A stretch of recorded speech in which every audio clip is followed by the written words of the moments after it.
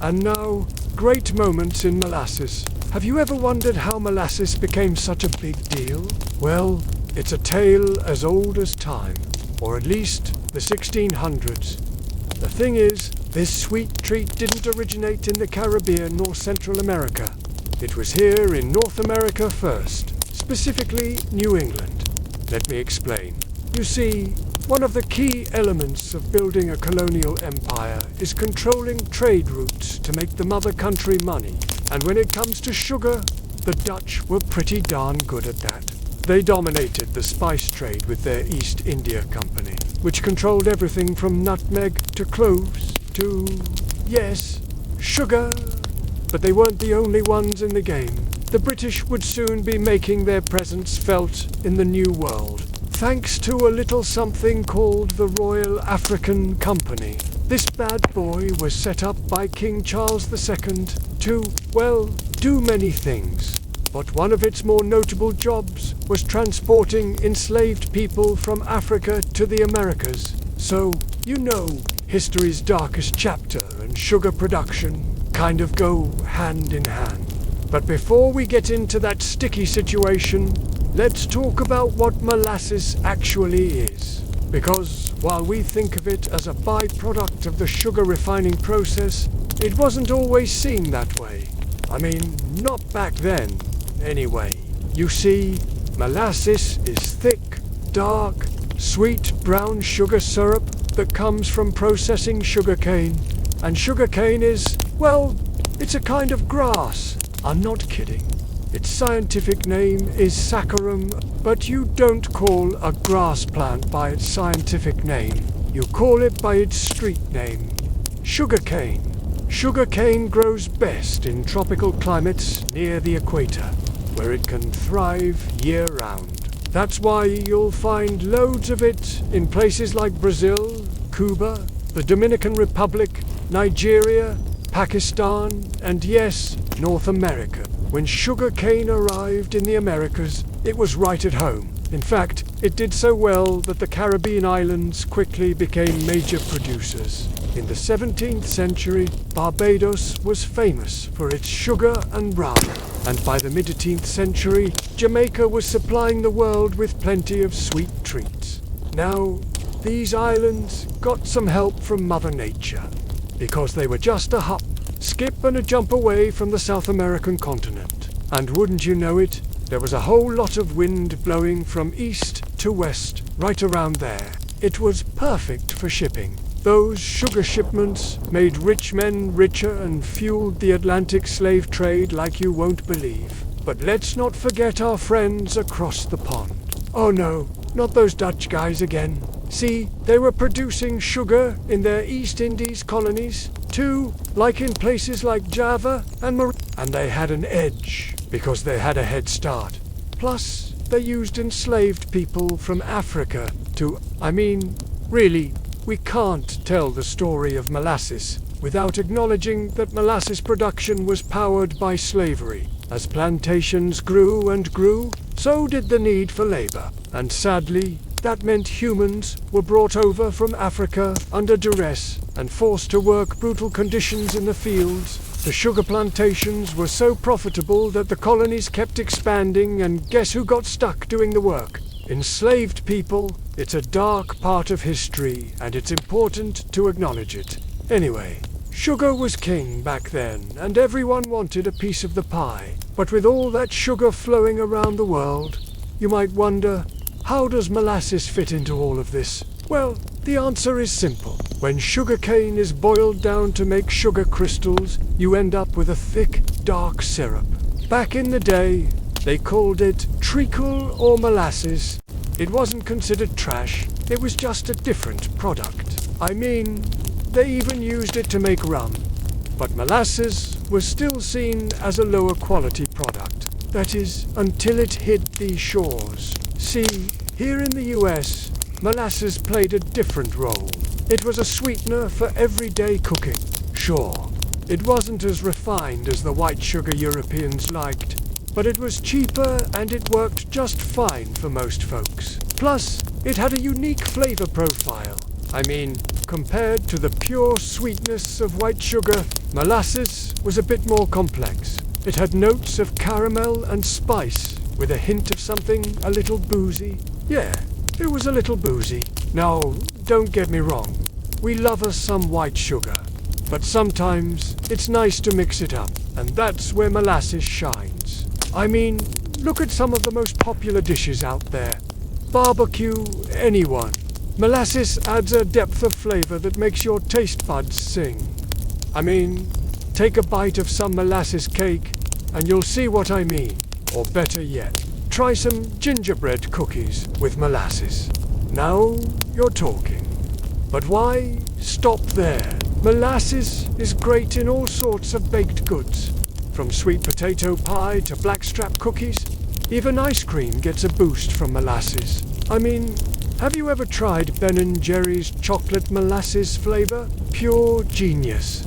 I tell ya, and let's not forget about the cocktail world. Molasses is a key ingredient in the classic dark and stormy, a drink so delicious it should be illegal. And of course, there's the mighty Mai Tai, a Polynesian classic that wouldn't be the same without that deep, rich molasses flavor. And over in New England, you'll find the Boston Cooler, a refreshing mix of molasses, rum, and spices. It's like fall in a glass. And speaking of fall, have you ever wondered what that strange tradition is of feeding molasses to horses during the winter?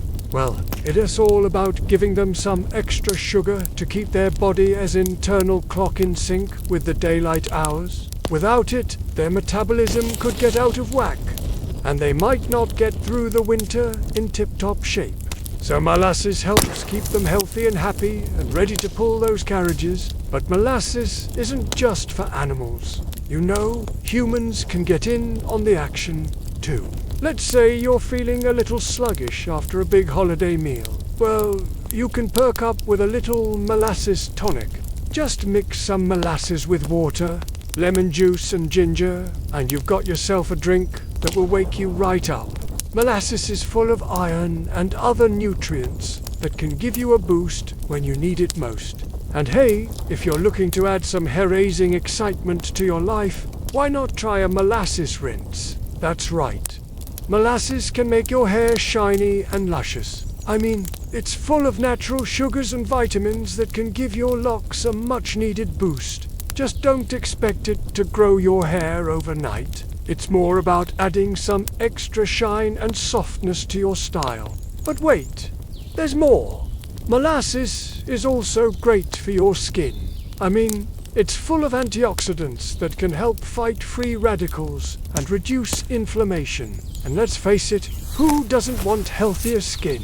So yeah, molasses has come a long way from its humble beginnings. It went from being a byproduct of the sugar refining process to a beloved ingredient in its own right. And along the way, it helped fuel the Atlantic slave trade, powered the Industrial Revolution, and sweetened the lives of countless people around the world. No, seriously, it did all those things. I mean, think about it. When molasses arrived in New England, it was a game changer. These colonies were mostly agricultural at the time and didn't have much industry to speak of. That changed when molasses started flowing in. First off, molasses provided a cheap source of energy. It was a natural sweetener that could be used in place of expensive imported sugar, and that made it a hit with colonists who were always looking to save a buck. Second, molasses was in high demand around the world. The British Empire was a huge market for molasses, and the colonies could make bank by exporting their surplus. In fact, molasses was so valuable that it became a form of currency. At one point, a barrel of molasses was worth as much as a barrel of gold, and that led to some interesting transactions. People would buy and sell molasses futures, essentially betting on the price of molasses. It was a risky business, but the potential profits were huge. But wait, there's more. Molasses was also a key ingredient in the production of rum, which became a popular drink among colonists. In fact, Rum was so important to the colonial economy that the government even passed laws regulating its production, and that led to the infamous Molasses Act of 1733, which imposed taxes on molasses imports. But you know what happened? The colonists didn't pay it. They smuggled in molasses from other sources like the French and Dutch colonies, and that was a huge problem for the British, who were trying to crack down on smuggling. And finally, molasses played a major role in shaping New England's identity. The region became known as the Molasses Bowl because of its abundance of molasses production. And molasses-based foods like molasses cookies and gingerbread became a staple of New England cuisine. Even today, molasses is synonymous with New England. In short, molasses was more than just a sweetener. It was a catalyst for economic growth, a symbol of colonial identity and a driving force behind some of New England's most famous traditions. Who knew such a sticky situation could have so much impact? Molasses is one of those products that has everything going for it. It's got a sweet tooth-tickling flavor, an attractive dark color, and yes, even some health benefits. And because of these many advantages, the sweetener was used by many different civilizations over the years. But the product had nowhere to go once the 20th century rolled around. That is, until a savvy businessman came along. Hi everyone! Today we're re-looking at how one company took advantage of a global conflict to monopolize the molasses industry. Coming up, in the late 19th century, sugar refining was a lucrative business. The United States was importing large amounts of cane sugar from territories such as Cuba, and the US sugar companies were so powerful that they could influence government policy. As long as the supply of sugar continued, the industry would be just fine. But as anyone who's ever watched our episode on sugar shortages can tell you, the shipping of raw sugar wasn't always reliable. And so, entrepreneurs began searching for a viable alternative. That's when scientists discovered they could extract a type of sugar called invert sugar from molasses. Molasses was extracted from sugarcane and was usually discarded after the first round of refining. This thick syrup, however, contained plenty of sucrose, the same sugar found in table sugar. The only problem was that molasses also contained plenty of other ingredients that didn't dissolve as easily as sugar. But by treating molasses with acid or heat, manufacturers could convert most of the remaining sugars into simpler forms like glucose and fructose, which dissolved more readily. The resulting product was cheaper than refined sugar, but still sweet enough to serve as a partial substitute. Even better, there was a seemingly endless supply available, since no one knew what to do with molasses before this breakthrough. By the early 1900s, US refineries were producing over 13 million pounds of industrial alcohol annually. Yet despite this success, the industry was hardly a gold mine. Prices fluctuated wildly and competition was fierce. But all that would change in April of 1917 when the US entered World War I. The war in Europe was already in full swing by then. And America's entry meant that the US needed to start supplying its European allies with munitions and other goods. In turn, this meant that the US itself needed to increase domestic production of certain items to make up for the shipments overseas. One such item was alcohol. Since the invention of gunpowder, ethanol has been a key ingredient in alcoholic beverages and cleaning solutions, but during World War I, the military also began using alcohol as a key component of explosives. The raw material for this industrial alcohol, however, was a closely guarded secret. Canada, for instance, got most of its industrial alcohol from the fermented waste products of its breweries and distilleries. In America, though, the source of industrial alcohol was less obvious. Rum, molasses, and whiskey were all fermented, meaning they began their life as a sugary liquid like molasses. So the US government realized that if it wanted to boost industrial alcohol production, it should encourage the production of molasses. And so the government turned to the U.S. Industrial Alcohol Company, the largest producer of industrial alcohol in the United States.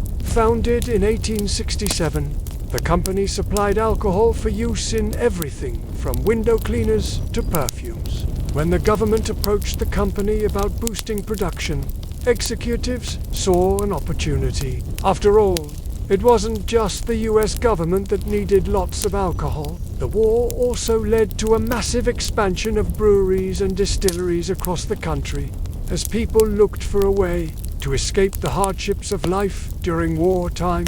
However, not every state was keen on this idea. Some states, like Oklahoma, passed laws making the sale and consumption of alcohol illegal. This meant that while some companies might have profited from the sudden surge in demand, others were forced to shut down entirely. But despite these setbacks, the U.S. Industrial Alcohol Company, in fact, the company did so well that it expanded its facilities. In 1918 alone, the company invested $1 million in new buildings and equipment. But this rapid expansion came with some downsides. You see, the original U.S. Industrial Alcohol Company charter gave the company permission to refine 200,000 gallons of molasses each year. But by 1918, the company was refining nearly 3 times that amount. Executives knew that this put them out of compliance with their charter, but they decided to take their chances anyway. After all, the government had granted them a contract based on their ability to produce lots of alcohol. Surely the government wouldn't mind if the company overstepped its bounds a little bit.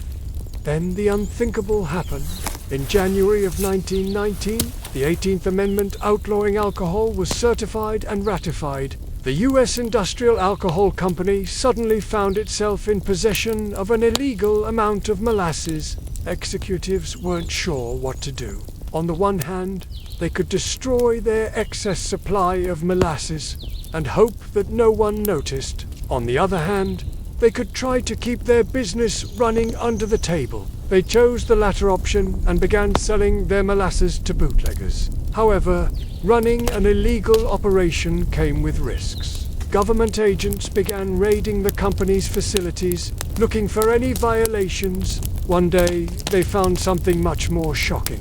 You see, the company was storing 240,000 gallons of molasses in a large brick warehouse near its Boston facility. But the building's foundation was weak, and on the morning of January 15, 1920, it collapsed. A wave of molasses crashed through the streets of Boston, overflowing manhole sewers, drowning horses, and trapping pedestrians inside buildings. Most of the molasses flowed toward the Charles River, but a significant portion made its way to North Station, where it flooded the subway tunnels. People tried desperately to bail out the molasses using pumps, but the sticky sweetness proved extremely difficult to remove. The flood of molasses also attracted thousands of children who had never seen anything like it before. As one witness explained, "I've lived in Boston all my life and have seen a great many things, but I never saw anything that compared with this." Eventually, the U.S. Industrial Alcohol Company was fined for violating prohibition laws, and the city set about finding someone to blame for the collapse.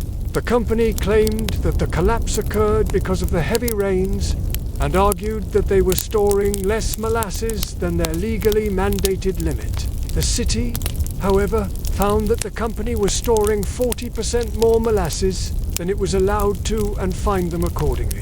While the company may have escaped criminal charges, it did suffer one major setback. Public outcry over the disaster led to the passage of a law limiting alcohol content in industrial alcohol. Since U.S. Industrial Alcohol didn't own any distilleries, this law didn't affect its business. The company had successfully navigated the treacherous waters of prohibition. It now controlled 90% of the industrial alcohol market in the U.S. and had a ready supply of molasses thanks to its government contract. There was nothing standing between the company and massive profits.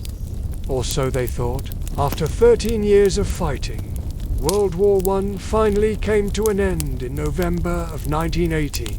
And with the signing of the Treaty of Versailles, the US no longer had to supply alcohol to its European allies. Almost overnight, demand for alcohol evaporated, and a industrial alcohol company found itself with a stockpile of unwanted alcohol. But that wasn't the only problem.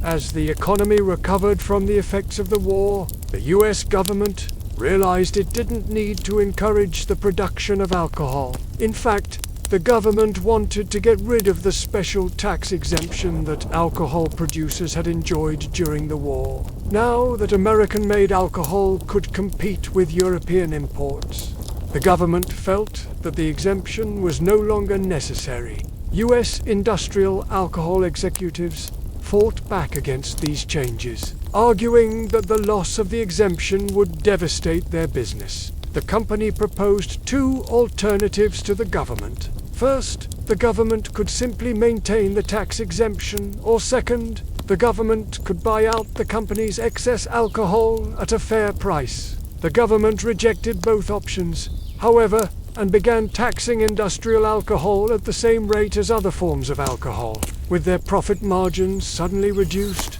US industrial alcohol executives had to find ways to cut costs, and so in 1921, the company laid off nearly half of its workforce.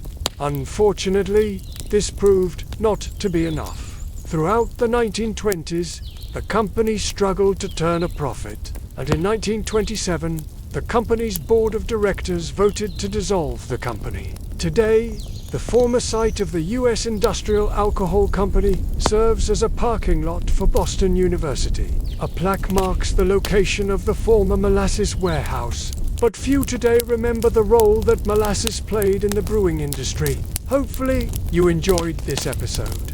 If you did, please feel free to drop us a like. Thanks for watching. A lot of people are unaware that there was an entire neighborhood that existed here in Boston before the Big Dig. A neighborhood that had been home to many different immigrant communities for several generations. I mean, they're still living here, but their neighborhood no longer exists. And if you ever wanted to know what this neighborhood looked like, or get a better understanding of who lived here, well, today is your lucky day. Welcome to my channel. Today we're exploring the North End. We'll start at the corner of Prince and Washington Streets, where a row of old brick buildings stood until recently. Here, over 50 families called home, most of them immigrants from Portugal, but these weren't the first Portuguese immigrants to live here.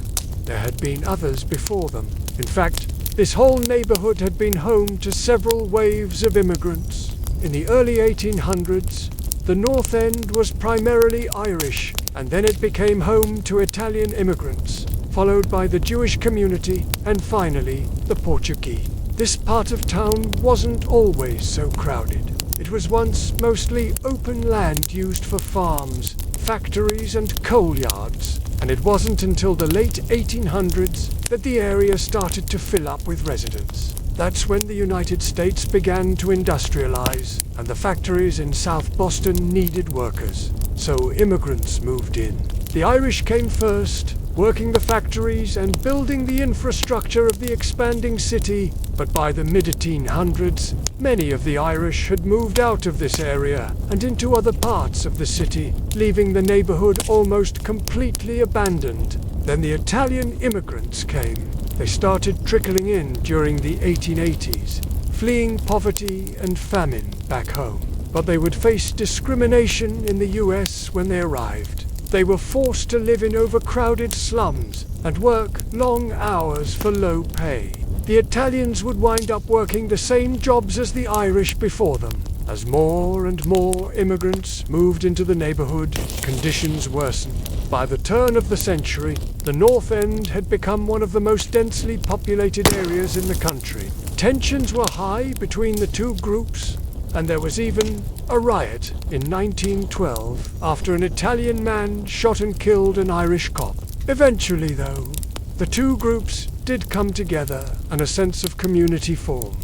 They shared their culture, food, language, and stories, and helped each other get through the tough times. This multiculturalism also attracted the attention of artists and intellectuals who would frequent the neighborhood, including writers John Dos Passos and John O'Hara and photographer Walker Evans. They came to experience the authentic life of the working class and to soak up the atmosphere of this melting pot. The Big Dig wouldn't be the thing that destroyed the North End. It was actually a combination of things that led to its decline. Starting in the 1960s, expressways were built around the neighborhood, cutting it off from the rest of the city. Overpass ramps were built through homes, destroying entire buildings. And by the 1970s, most of the businesses had moved out too, along with many of the residents. By the 1990s, only about 20% of the original population remained. Construction on the Big Dig would start in 1991, and by 2003, the expressways were complete. By that time, the neighborhood was virtually a ghost town. As we walk down Washington Street, we'll pass the former site of Regina Pizzeria, which had been serving up pizza since 1926. Down the road, we'll see the former location of Scola Pasta, which had been making fresh pasta since 1946. And next door, the former site of Mike's Pastry, known for their delicious canapé. These small mom-and-pop shops had been a big part of the neighborhood's charm, and now they were gone. It was as if the neighborhood had been completely wiped off the map. All that remained was a handful of houses and memories. The demolition of the neighborhood didn't stop there. The government wanted to tear down the remaining houses and build more highways, but thankfully, they met some resistance from the people who still lived there. They fought back, and the government backed off.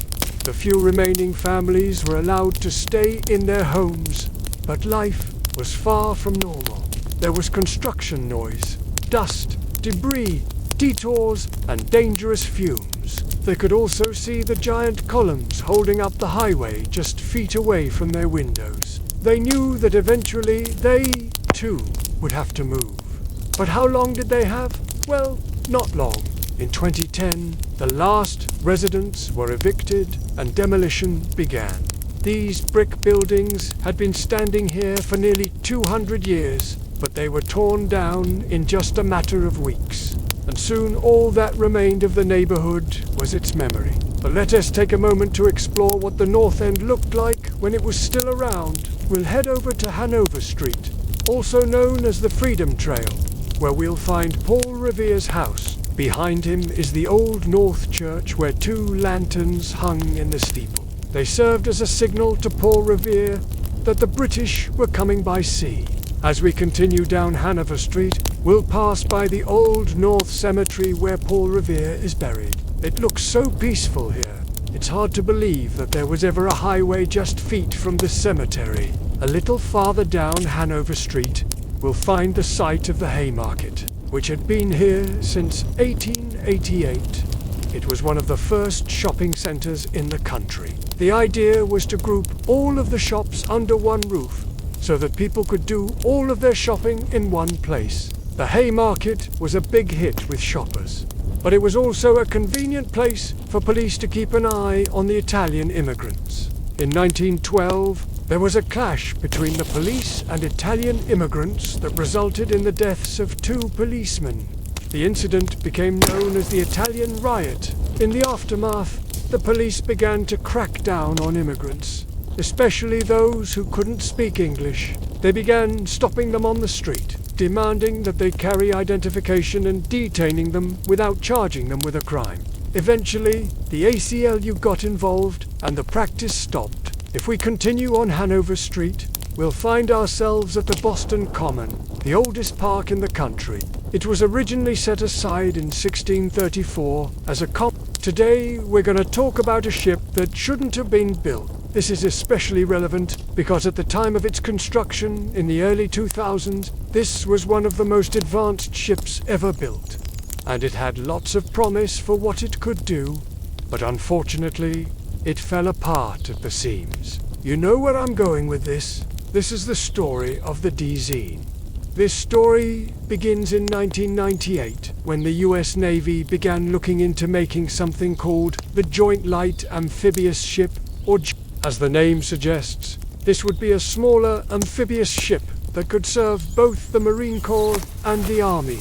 While the Marine Corps had plenty of amphibious ships, they were all much larger than was needed for many operations. At the time, the USMC was starting to shift away from large landing operations and toward more specialized missions that didn't require carrying a full fleet of tanks. However, there was still a need for an amphibious ship capable of transporting vehicles and equipment onto shore. And so, the idea for JALship was born. The ship itself would be a little over 600 feet long and displace just under 30,000 tons. To put this in perspective, America's Wasp-class amphibious assault ships are roughly twice the size of the JALship. In 2001, the Navy awarded a contract to build two experimental ships to a company called Halter Marine in Mississippi. These ships, the first being the last 6, would essentially be large catamarans with a well deck for vehicle storage. The well deck is essentially a flooded compartment that allows vehicles to drive directly onto the ship without needing ramps. Then once the ship is docked, the well deck can flood and allow vehicles to drive straight off. These ships would also feature a flight deck for VR aircraft like the Osprey and Harrier jump jets. In 2004, the Pentagon decided to merge the Marine Corps landing helicopter dock program with the creating a new class of ships that would ultimately be named the America class. 3 ships were planned, but the second and third ships of the class were cancelled due to budget constraints after the Iraq War ended. This left the US with one very unique amphibious ship. The first ship of the class, the USS America, was commissioned in 2009 and headed out to her test range off the coast of Florida. During testing, problems began to arise. The flight deck was nowhere near as effective as the Navy had hoped, which led to the cancellation of plans to equip the ship with fixed-wing aircraft like the FA-18 Harrier. The ship was also found to be too small for many operations, and many sailors complained about the lack of storage space. Then came the fatal flaw. During docking in 2011, cracks were found in the hull plating around the ship's deck.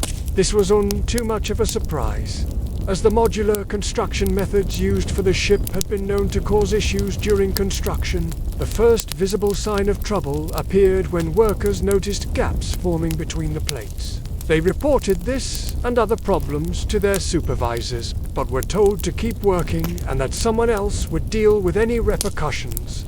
A year later, the extent of the damage became apparent. The entire port side of the vessel had warped outward by as much as 6 inches. This was obviously a very serious problem.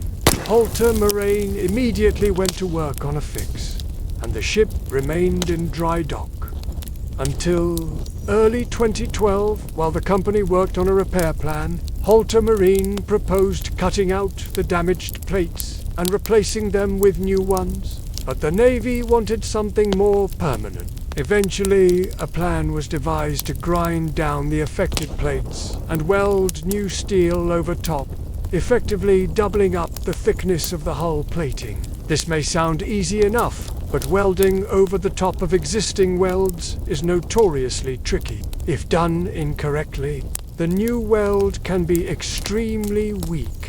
After all, you don't want your repairs to be the weakest link. In 2013, the ship was moved to Northrop Grumman shipyard in Virginia for the repairs to be carried out. Unfortunately, the repairs were far from perfect, and by 2016, cracks began appearing in the new welds. Once again, the ship was pulled from service and sent back to Northrop Grumman for more repairs. Again, this was not good. A series of investigations were conducted to find the root cause of the cracking. It was determined that Halter Marine had made several mistakes during the initial construction of the ship. To make matters worse, the Navy had accepted the ship despite these glaring issues. During construction, Ultramarine had deviated from the original design and installed thinner steel than was originally specified. They did this to save money and time. Two things they had plenty of during the construction of the America. The problem is that the hull plating on a ship is only as strong as its weakest link. So by installing thinner plating, the whole thing was weaker than it should have been. To make things even worse, Ultramarine had botched the welds on the ship's bow doors, leaving them weaker than they should have been. Then the final insult to injury: the coating on the steel that protected it from corrosion was applied improperly in some places and not applied at all in others. When this report was released to the press, Ultramarine put out a statement saying they disagreed with the findings. However, it was eventually discovered that their disagreement only pertained to the value of the fines they should have to pay, not exactly a ringing endorsement of your work. While this was happening, the Navy had been searching for another solution to the problem. Ultimately, they decided to scrap the ship and start over. Plans were made to cut the ship into 3 sections and haul it away to be melted down. But before this could happen, the Navy decided to wait and see if Ultramarine could come up with a better solution. Fortunately for the Navy, they did. After much deliberation, Ultramarine devised a plan to cut out and replace the affected hull plates. Sounds familiar, right? Well, yes, but that's not necessarily a bad thing. Sometimes you gotta do what you gotta do. What's interesting here is that this is actually the same repair plan that Holter had suggested almost 10 years prior, but the Navy rejected it. Either way, this time around, Holter was able to get approval for their plan, and work began immediately. It took 18 months to complete, but in the end, the repair was successful, and the ship was finally put back into service in 2021. With the repair complete, the ship was moved to her new home port of San Diego, California, where she remains to this day. I can't help but feeling like this ship kind of got the short end of the stick. I mean, look at the timeline here. From 2009 to 2016, the ship spent 7 years in various states of limbo. It was never fully operational and never fully repaired. This prevented the ship from being able to conduct its intended operations, and it wasted a lot of taxpayer money. But this isn't really anything new or surprising. The US Navy has a long history of building ships that are rushed and often flawed. And we've talked about that on this channel before. We have also talked about how these rushed projects often fall to contractors who cut corners to save time and money. Of course, we can't forget the role that government officials play in this as well. Oftentimes, they will turn a blind eye to corners being cut, just so they can say that they finished on time and on budget. This can lead to some pretty catastrophic consequences, as we saw with the USS America. However, in this case, everyone kind of gets a slice of the pie. Holter clearly cut corners during construction to save money and time. Then the Navy was willing to accept the ship despite obvious flaws, because they needed a vessel to fill the... In 1815, Mount Tambora roared to life in Indonesia, producing the largest volcanic eruption in recorded history. The blast obliterated nearby islands and sent ash across the Indian Ocean, triggering devastating earthquakes and tsunamis that killed tens of thousands. A thick layer of debris blocked the sun, causing temperatures to plummet and crops to fail. Within months, the world was plunged into what would become known as the year without a summer. But while 1816 is infamous, Tambora's effects were felt far beyond a single year.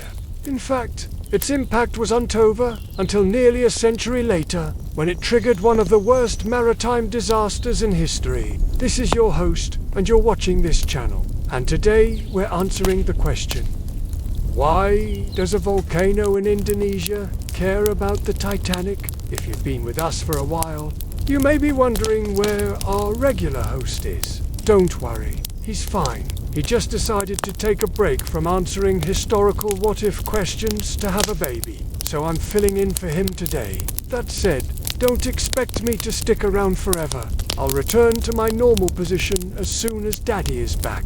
Anyway, let's get into today's video. Let us start our story in January of 1919. It has been more than a century since Tambora-esque cataclysmic eruption, but the world has yet to fully recover. Ash from the blast still drifts through the atmosphere, blocking sunlight and keeping global temperatures unusually low. Over in Europe, people are shivering through another cold snap, but unlike their ancestors, they haven't blamed the weather on a lack of warm clothing or the absence of central heating. No, modern Europeans have figured out the cause. The sun. Newspapers warn of impending famine due to the failed harvests caused by volcanic ash. One German magazine even published a warning from a worried Einstein, who predicted that the resulting food shortages would lead to war. Though these fears never materialized, the public's fascination with the chilly temperatures did. Americans were taking advantage of the cool weather by heading to the newly invented ice rinks, which were quickly becoming a popular addition to city parks. Meanwhile, New Yorkers bundled up in heavy coats and scarves and took to the streets to protest the cold. Because of the eruption, newspapers warned that the United States could face civil war and anarchy. Of course, these predictions didn't come true either. Instead, people simply hunkered down and waited for spring. But the warm winter that never came had already caused major problems overseas. In January, the Royal Navy ship HMS Inconstance had been sailing from Britain to Egypt when it ran into an unexpected storm. Waves twice as tall as the ship's masts crashed against the deck, endangering the lives of the crew. Winds so powerful nearly capsized the vessel. And when the storm finally passed, the sailors found themselves adrift near the coast of France. Rescued, battered and freezing, the crew was brought back to England on another ship, HMS Loyal. They should have been grateful to be alive, but instead many fell ill and several died. What the sailors had experienced was no ordinary storm. It was a preview of the disaster that would strike just 3 days later. On January 1919, strong winds began whipping across the North Atlantic. These winds quickly grew into violent gales that tossed ships like toys in the waves. Visibility dropped to zero in thick fog and torrential rain, and then, as if the storm itself wasn't enough, snow began falling in blinding flurries. Many vessels were lost, but none suffered the same fate as the British ship that shared the name of the strongest storm ever recorded in the North Atlantic. The captain of the ship, Edward John Smith, had been working with the meteorologist to plan the voyage from Southampton to New York. At the time, the team believed the storm would pass them by, but after receiving word of the raging winds and enormous waves further north, Smith changed the Titanic's course to avoid the worst of the weather. But before he could make the adjustment, the radio operator received a message from the captain of the nearby ship. The captain, warning of the dangerous icebergs in the area. Captain Smith acknowledged the message, but because of the storm, he didn't alter his course again. The next day, lookouts were stationed at the front of the ship to keep watch for ice. But due to the blinding snow, they couldn't see more than a few feet in front of them. Around 11:40 p.m., they spotted something directly in the ship's path. An iceberg. The lookout shouted iceberg right ahead, but it was too late. The Titanic was moving too quickly to turn and avoid the looming obstacle. Smith put the ship into reverse, but the massive vessel couldn't turn around fast enough. At 11:55 p.m., the Titanic struck the iceberg and began to sink. By 2 a.m., the ship was gone. Of the nearly 2,300 passengers and crew on board, only about 700 survived. Historians argue about whether the crew could have avoided the iceberg had the weather been clear, but there's no denying that the storm made survival much more difficult. The passengers and crew were already in danger before the Titanic sank. thanks to the eruption of a volcano halfway around the world. Now that you know why January 1919 was such a dangerous month at sea, let us spend some time discussing how a volcano in Indonesia could affect the weather and shipping routes almost 100 years later. When Tambora erupted in 1815, it sent an incredible amount of sulfur dioxide high into the atmosphere. Over the following months, the gas formed sulfuric acid clouds, which reflected sunlight and cooled the planet by as much as 2 degrees Celsius. Though small, this temperature change had major consequences. In America, it led to massive frosts that destroyed most of the fruit crops and prevented farmers from planting their summer crops. As a result, food prices skyrocketed, leading to civil unrest. In Europe, the cool temperatures delayed the start of the growing season, preventing plants from maturing before the frost arrived. Widespread crop failure meant widespread starvation and hunger. Tambora's eruption also affected weather patterns around the globe. Hot and cold seasons were reversed in many places. Summers were cooler than usual, and winters were unseasonably warm. But not everywhere was spared from the harsh weather. In northern Europe and the eastern United States, the winter of 1816 was bitterly cold. And though it's called the year without a summer, the year as a whole was actually quite a bit colder than average. These abnormal temperatures continued for years, disrupting planting seasons and causing instability around the world. Political tensions in Europe eventually boiled over into war, kicking off the turbulent Congress of Vienna. But those effects weren't felt as keenly as they were in one part of the world, South America. The continent was already facing turmoil. In 1810, revolts against Spanish rule broke out across the region, but the weather played a role in the outcome.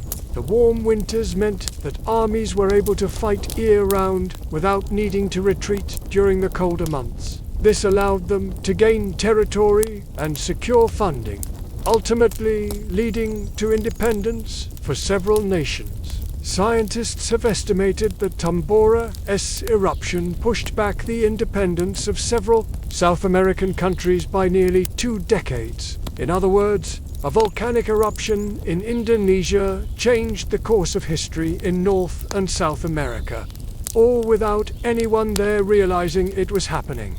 Now let's get back to the sinking of the Titanic. After Tambora erupted, scientists noticed a strange phenomenon happening around the world. Temperatures were changing in ways that defied explanation. Not only was the northern hemisphere experiencing unseasonable heat, but each year the mercury in thermometers seemed to be dropping a little lower than the year before.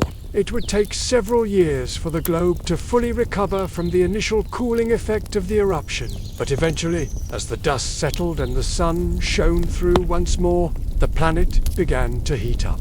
And scientists wondered if the world would ever go back to how it was before. It turns out the answer was no, for reasons we don't fully understand. The cooling effect of Tambora kicked off a chain reaction that caused temperatures to drop steadily for decades. In the early 1900s, scientists noticed that this new trend might lead to an ice age and began sounding the alarm. While they debated the cause of the cooling, it went from bad to worse.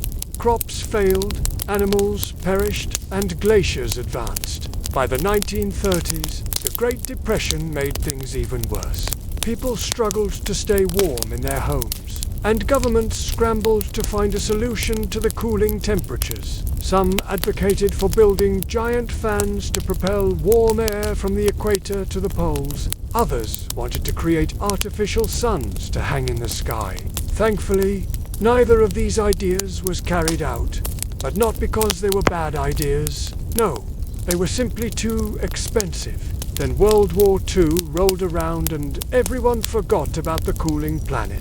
As the decades passed, the main tank at the Sunrise Power Station exploded, sending debris flying hundreds of yards and destroying 5 nearby buildings in a monstrous wave of fire. Here's what happened minute by minute. I want to start this off by saying that the footage is really tough to watch. So if you're easily disturbed or scared, then don't watch this video. Okay, let's jump into it. Minute 0. We have the camera set up on 529 Commercial Street looking west. You can see traffic moving freely and normally. People are walking back and forth across the street. This is a normal day in the city until it isn't. In the top right corner, we can see an orange glow coming from the direction of the power station. At first, it doesn't appear to be anything too concerning, just some sort of flare or steam, but it's going to quickly turn out to be something much more sinister. Minute 1. The glow continues to increase in size and brightness, and now people begin to take notice. The car alarm goes off and someone begins recording on their phone. The glow is now clearly visible above the buildings. Someone remarks, "What the F***K is going on?" This sentiment would be echoed around the world by anyone who saw this footage later on. Minute 2, the orange glow has turned to a bright yellow and is starting to spread outwards. There's no mistaking it now. This is not steam or a flare. This is something serious happening at the power station. By this point, everyone is paying attention. People begin running away from the danger, but there's no knowing how far this will reach. We see one man trip while running, but he's quickly able to get himself upright and continue moving away from the danger. It's unclear at this point exactly what's happening, but the people who live near the power plant know they need to get out of there as fast as possible. Minute 3, the explosion happens. A gigantic fireball erupts from the power plant, throwing debris hundreds of yards into the air. We can see small pieces of debris flying through the air like sparks in a massive fireworks display. Cars honk their horns as people desperately try to get out of the way. People run for cover, but there's nowhere to hide from this. Buildings immediately burst into flames as the heat from the blast ignites them. But these people are incredibly lucky. They were already running away from the blast when it happened, so they had a chance to survive. If they hadn't, they would have been met with a wall of fire that was hot enough to burn flesh off bones. Minute 4.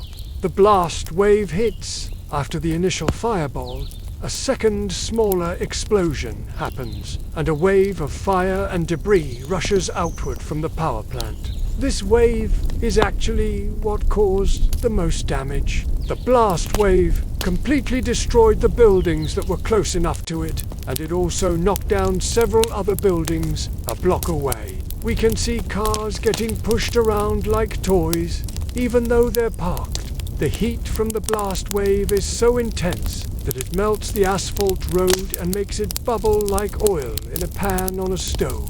Minute 5. The fire continues to spread and more buildings catch fire. It is going to keep spreading until it reaches an area where there are any buildings left to burn. There's nothing left to do here but run. As the people on Commercial Street run away from the disaster, we see the buildings behind them completely engulfed in flames. This will become known as the Monster's Wave because of how destructive it was. Minute 6. The fire wave reaches the end of Commercial Street and begins to spread outwards towards neighboring blocks. The buildings on the next street over are lucky. They were far enough away from the initial blast that they weren't completely destroyed, but they still suffered significant damage. Some of the windows on the buildings on the next street over are blown out, and the roofs are either completely destroyed or partially collapsed. Minute 7. The fire is spreading rapidly now, and it is going to continue spreading until it reaches an area where there are any buildings left to burn. By now, everyone has evacuated the area, and the only things left are the buildings and the fire. Minute 8. The fire is almost out of control now, and it is going to keep spreading until it reaches an area where there aren't any buildings left to burn. It looks like a scene from a horror movie, as the buildings are engulfed in flames and the debris from the explosion is scattered everywhere. Minute 9. The fire has now reached its peak, and it is going to continue spreading until it reaches an area where there aren't any buildings left to burn. The buildings on this street are mostly low-rise commercial buildings, which means that the fire is able to spread quickly from one building to another. Minute 10. The fire is finally starting to die down a bit, and it looks like it might be starting to rain. This is good news, because it will help to put out the fire and prevent it from spreading any further. But it's too late. The damage has already been done, and there's nothing that can be done to change that. In the aftermath of the explosion, 5 buildings were completely destroyed, and several others were damaged. Over 100 people were injured and had to be treated at hospitals around the city. Thankfully, there were no fatalities. This was one of the worst industrial accidents in the history of the city, and it had far-reaching consequences. The explosion was felt as far away as 50 miles, and people as far away as 200 miles were able to see the smoke plume. The blast wave from the explosion was so strong that it knocked people off their feet and broke windows in buildings several miles away. The sound of the explosion was heard as far away as 100 miles. After the explosion, a team of investigators was sent in to try and determine what had caused it. Their report was damning. It found that the explosion was caused by a failure of the tank's structural integrity. Basically, the tank had been weakened by years of corrosion, and when it was filled with natural gas, it ruptured. This allowed the gas to escape, and when it came into contact with the air, it exploded. The company that owned the tank was fined $1 million and had to pay for all of the damages that resulted from the explosion. But no amount of money could ever make up for the physical and emotional toll that this explosion took on the people of the city. But despite all of the damage and destruction, the people of the city were incredibly resilient. They came together and helped each other to rebuild their lives and their city. In the end, the city was made stronger by this disaster.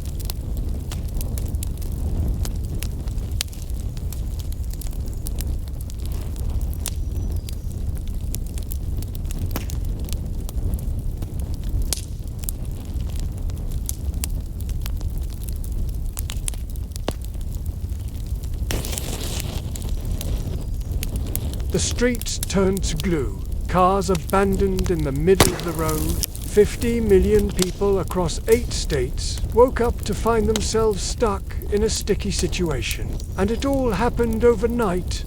How could this have occurred? And how did so many people get out alive? In one area, a massive storm rolled in, dropping several inches of rain within an hour. All the water quickly soaked into the ground, turning the clay soil into thick, sticky mud. When the residents of Mayfield, Kentucky, first noticed what was happening, they thought it was just a bad storm. They had no idea it would soon be impossible to go anywhere. Firefighters were among the first to spring into action. Their vehicles were equipped with chains to drive over the mud, and they used them to rescue those who were stranded. One firefighter recalled the harrowing experience. "I've been driving for 27 years, and this is definitely one on the list of worst roads I've ever seen.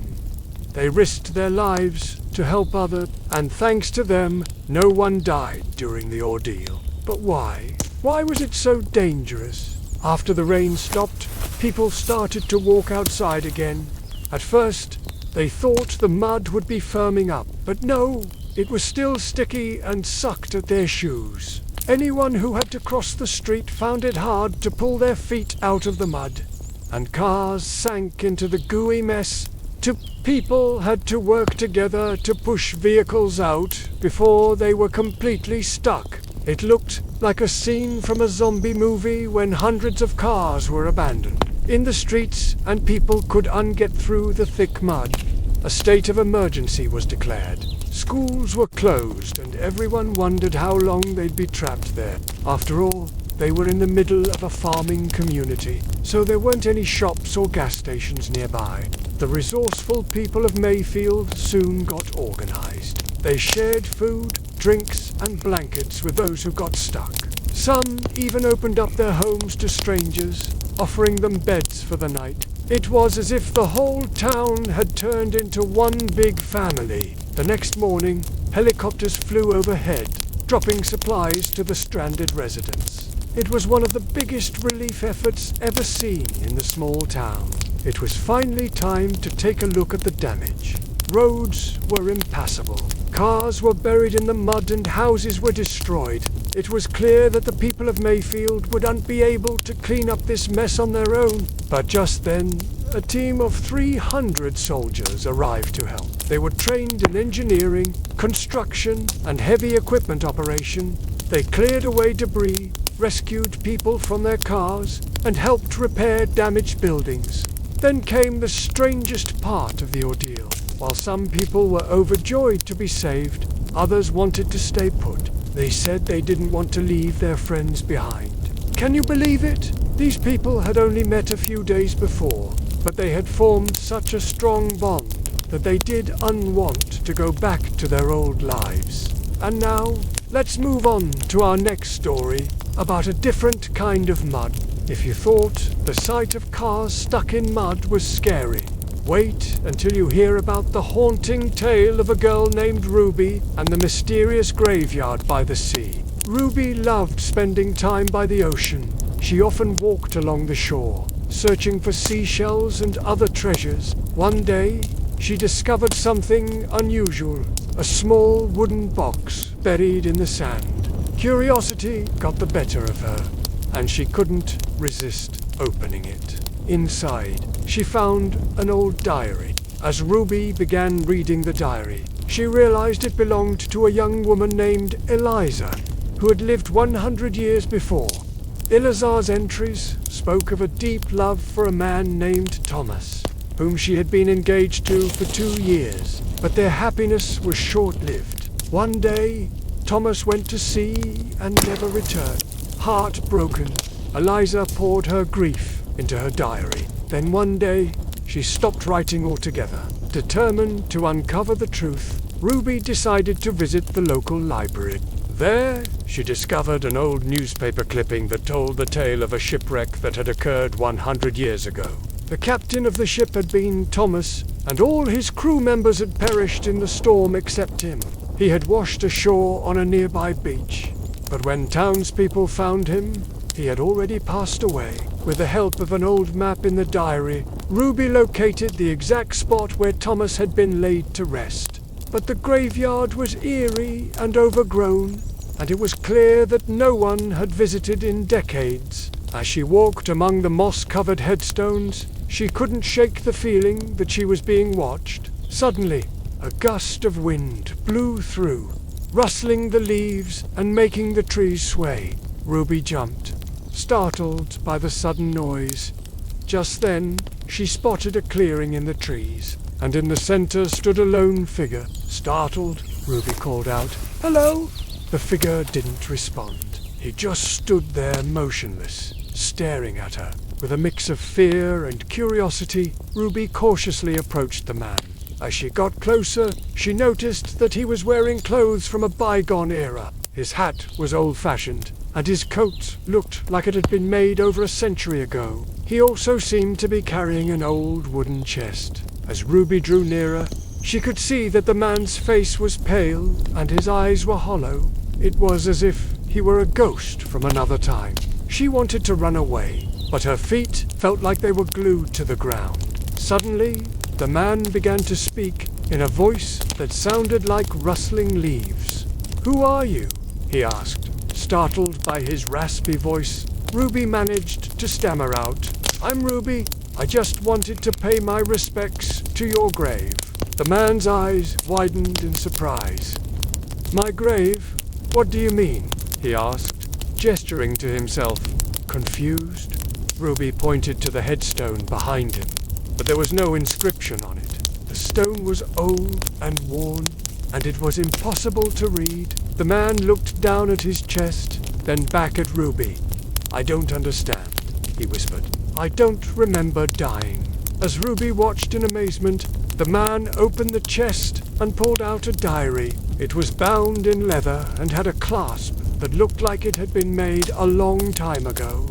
The pages were filled with elegant script, and as Ruby read, she realized it was Eliza's diary. The realization hit Ruby like a ton of bricks. This wasn't just a ghost. It was the spirit of the man buried in the unmarked grave. But why had he never left? And why had he waited so long to reveal himself?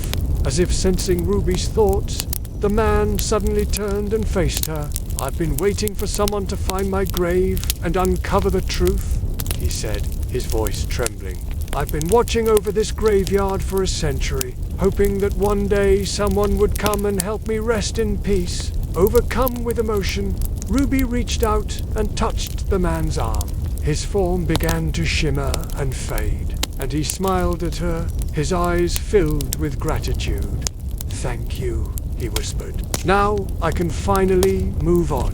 And with that, he vanished, leaving Ruby standing alone in the graveyard. Shaken by the experience, Ruby hurried home. She knew that she would never forget the haunting tale of the man from the graveyard by the sea. And that's all for our stories today. Remember, if you enjoyed these tales, to show your support. Imagine it's January in Boston, 1919. You step outside your house, excited to start the day. You have plans with your friends. Maybe catch a trolley into town and see a movie at the Orpheum Theatre, followed by dinner at Anthony's Pier 4, complete with some of their world-famous fried clams. You and your friends are giddy with excitement as you head down Commercial Street toward the waterfront.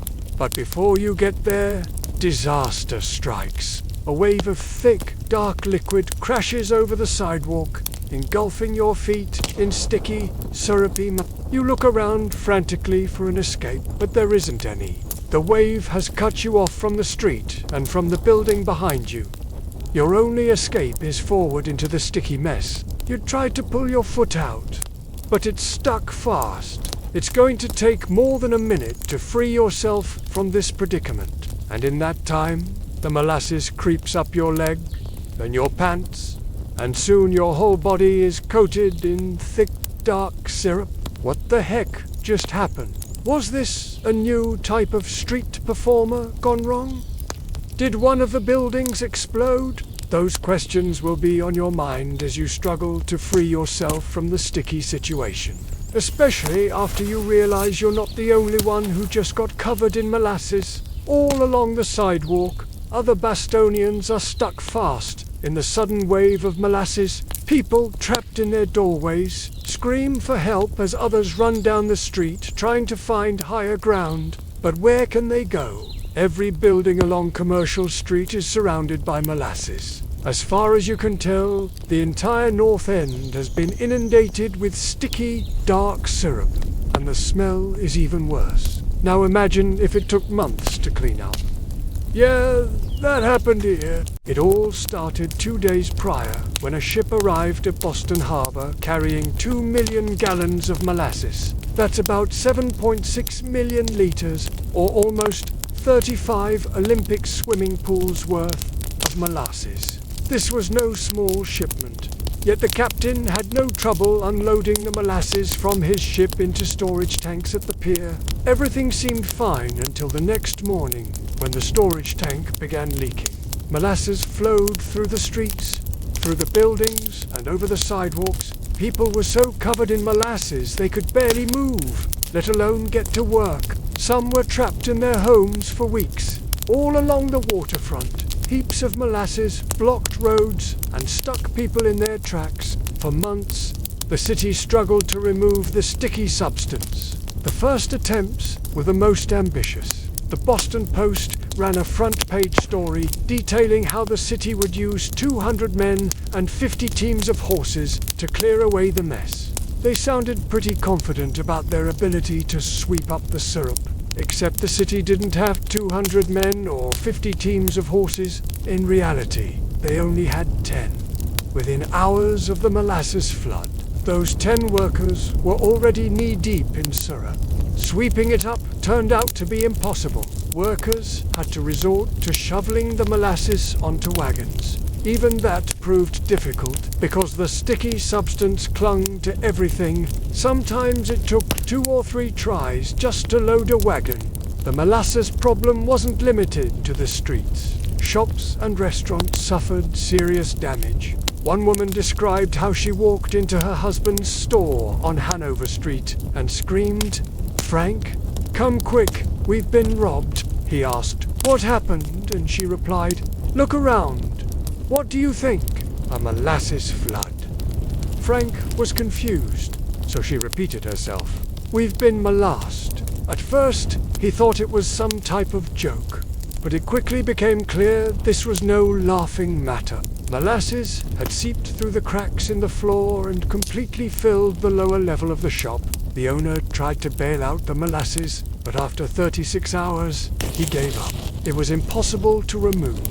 His inventory was ruined. The shop was effectively out of business until they could remove the molasses, which took several weeks. Cleanup efforts weren't helped by the weather. The temperature hovered around freezing for much of January. This made the molasses hard and brittle, like a thick layer of rock candy. Shoveling it up was like trying to move a mountain. After a few weeks, the city brought in steam shovels to break up the hardened molasses. This worked somewhat well, but the constant clanking and banging drove nearby residents crazy. By mid-February, many people had had enough. Angry mobs gathered in the streets demanding action. A group of them marched down to City Hall to confront Mayor Andrew J. Peters. To his credit, the mayor listened to their complaints. He knew the cleanup had stalled and the city needed a new plan. Enter Henry L. Higginbotham. This man was famous for cleaning up disasters. You may have heard of him. He was the guy who cleaned up the aftermath of the 1906 San Francisco earthquake. The mayor of Boston liked his credentials and hired him to oversee the molasses cleanup. Higginbotham set to work immediately. His first order of business: deliver some good news to the people of Boston. Unlike the previous cleanup attempts, he wouldn't try to sweep the syrup up. Instead, he planned to let gravity do the work. He set up a series of pipes to carry the molasses away. It took several weeks to complete the network, but once finished, it worked great. The pipes carried the molasses away, but they also removed water from the ground. This was a happy accident. It turned out the molasses had saturated the soil and pushed out a lot of the groundwater. Removing the molasses restored the water flow. The people of Boston loved this development and cheered when the last pipe was installed. Unfortunately, this victory was short-lived. A few weeks later, the pipes froze. The cold weather returned and made the molasses hard as stone. Rushing water broke through some of the weaker pipes, sending rivers of molasses flooding back into the streets. Everyone was upset. The sight of the molasses pouring out of the broken pipes infuriated the crowds. They stormed City Hall again, this time demanding punishment. Someone shouted, "Lynch the pipe layers," and the crowd roared its approval. The mayor knew he had to act fast. He ordered the frozen molasses dug up and carted away by rail. In total, it took 4 months to remove all the molasses from the streets of Boston. 4 months of digging, hauling, freezing, and thawing. It was grueling work, but someone had to do it. We don't know exactly how much the cleanup cost, but we do know it was significant. The city spent a lot of money fixing the broken pipes and removing the remaining syrup. Plus, there were other expenses, like compensating the businesses whose inventory had been ruined. This molasses flood was the worst disaster in Boston's history. It caused millions of dollars in damage and ruined hundreds of businesses. As if that wasn't bad enough, people still had to deal with the smell. Molasses is fermented sugar. Think about what that means. It's like leaving a fresh batch of cookies out in the summer heat. Eventually, the whole thing will spoil. Well, that's exactly what happened to the molasses. Soon the whole North End smelled like dirty socks and week old fruitcake. To make matters worse, flies loved the smell. They flocked to the syrup like bees to a honeypot. The people of Boston hated this. They couldn't take another insult, so the city did something drastic. They hired a man named John J. O'Leary to pump insecticide into the molasses. He didn't do it all at once. Instead, he worked in sections, spraying insecticide on the walls and windows. Then he waited for the flies to settle down before moving on to the next area. It was tedious work, but eventually he eliminated the flies. By late April, the cleanup was complete. All the molasses was gone. The streets were swept clean and the shops were open for business. Life in the North End had finally returned to normal, but the disaster left its mark. No one ever forgot the great molasses flood of 1919. Businesses rebuilt and the city moved on, but they never forgot the sticky situation they'd been stuck in for 4 long months. Speaking of sticking around, thanks for watching this video. If you enjoyed it, please subscribe. And if you want to watch another, check out The Year is 1927. You are a reporter for a major newspaper. The Mississippi River has just flooded, causing immense devastation along its banks. What do you do? Well, if you're a yellow journalist, you find someone who has a really dramatic story to tell, preferably involving death or dismemberment, then put them on the front page to attract readers. That's what these reporters did, and some of the stories they uncovered were truly harrowing. Today, we'll be exploring 3 tragic tales from the Great Mississippi Flood of 1927, but first, let me introduce myself. Hi, everyone. Welcome back to the channel. Let's get started with number 3, Tiger Woman. One of the most popular attractions at the St. Louis World's Fair was a tiger pit. This exotic menagerie was home to 5 tigers and 1 lion, all of which had been donated by the Ringling Brothers Circus. It was also patrolled by one man, Henry Wilson. During the flood, this zoo within a zoo suffered extensive damage, much of it caused by rising waters. As the situation worsened, zoo officials ordered Wilson to kill the animals to prevent them from drowning or escaping. He complied, but not before one of the big cats gave him an unexpected parting gift. While he was trying to shoot a lioness, she bit him on the backside and pulled down her striped trousers. "I was sitting in my office when the water broke through the dike," said an eyewitness. "We rushed to the tiger pit and found Wilson standing there with his pants around his ankles, and the lioness gone." We helped him pull his pants up and he left. After this embarrassing close encounter with a feline, Wilson set off to higher ground. He didn't make it very far. Soon after, he was found dead in his car, having taken his own life. Number 2. The girl who wouldn't let go. Even though the Great Mississippi Flood of 1927 was a natural disaster, it wasn't completely without its human element. A lot of people made money off this tragedy, like the man who sold lifebuoys $5 apiece, only to turn around and sell them to other people for $10 each. Others weren't so lucky. For example, Mrs. C.M. Rogers and her 7-year-old daughter Mary Ellen were in a houseboat that floated away during the flood. After being adrift for days, they finally washed ashore near Lake Providence, Louisiana. They were rescued, but not before being forced to drink salty lake water to prevent dehydration. Once they were eventually discovered, the mother was fine, but little Mary Ellen never woke up.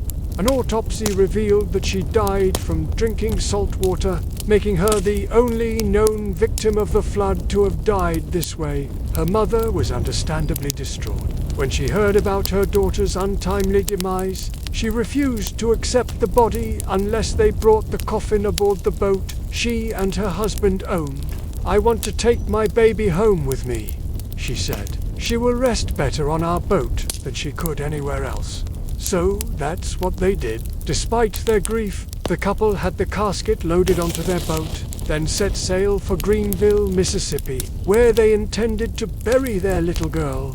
Tragically, their boat was struck by a snag and capsized. Both Mr. and Mrs. Rogers were killed, but their bodies were never recovered. Little Mary Ellen's remains were found 2 weeks later, having been washed out of the overturned coffin. She was reburied in Greenville, this time in a cemetery on higher ground, and now for no one. 1. The dark humor of death. It might seem cruel to joke about such a tragic event, but sometimes laughter really is the best medicine. Take this story. For example, it comes from a survivor named Fred Scott, who was working on a farm when the flooding began. He and his friends had to abandon their homes and flee to safety. As they were leaving, they saw something pretty shocking. It was a corpse floating face down in a pool of murky water. Fred and his companions hesitated, not wanting to disturb the dead body, but they had no choice. If they wanted to get out of there alive, they had to keep moving. So they waded into the water and tried to flip the body over. To their great shock and morbid amusement, the dead guy flipped right side up. "You can't do that to a live person," Fred said. "That would break his back. Guess he won't be bothering anyone anymore," another man replied. Then they all laughed. There was nothing funny about the situation, really, except maybe the fact that the stiff had gotten the last laugh. Or maybe it was just the only way they could cope. This strange tale is just one of many examples of dark humor being used as a defense mechanism against an otherwise bleak situation. After all, what else were they supposed to do? Give in to their overwhelming feelings of sadness and despair? I suppose they could have done that, but they probably would have drowned in the process. As we've seen, the Great Mississippi Flood of 1927 was an unprecedented disaster that killed hundreds and displaced thousands. It was also a very expensive one, costing an estimated $26 million in damages. That's the equivalent of around $420 million today. In the aftermath, people began to wonder how such a catastrophe could have been allowed to happen. The answer, they decided, was yellow journalism. By sensationalizing the worst aspects of the flood, newspapers were able to sell more copies, which meant more advertising revenue. And while this might have been good for business, it wasn't good for morale. People living in the flood zone felt like they were under siege by an invading army of reporters and photographers, all eager to snap a picture of the next dead body or wounded animal. Some people even claimed that the media had invented many of the horrors they described. such as the case of the monkey that climbed into a woman's bedroom and murdered her while she was asleep. "It was a terrible thing to read about," said one woman, "but it wasn't true. Not one word of it was true." Nevertheless, newspapers continued to print these kinds of stories until the floodwaters receded and the people of the Mississippi Delta could finally begin to pick up the pieces and start rebuilding their lives. In the wake of the devastating 1927 flood, there was a desperate need for accurate and reliable information. However, the media landscape was dominated by yellow journalists who seemed more interested in sensationalism than the truth. This led to a proliferation of misinformation and a distorted public perception of the disaster. To combat this, several relief organizations sprang into action, providing aid to victims and working to dispel rumors. Despite the challenges, these groups played a vital role in the recovery process, and their efforts paved the way for a more accurate and compassionate understanding of the flood and its aftermath. Newspapers had a huge impact on how the public viewed the flood. Headlines were often exaggerated and misleading, which caused widespread confusion and fear.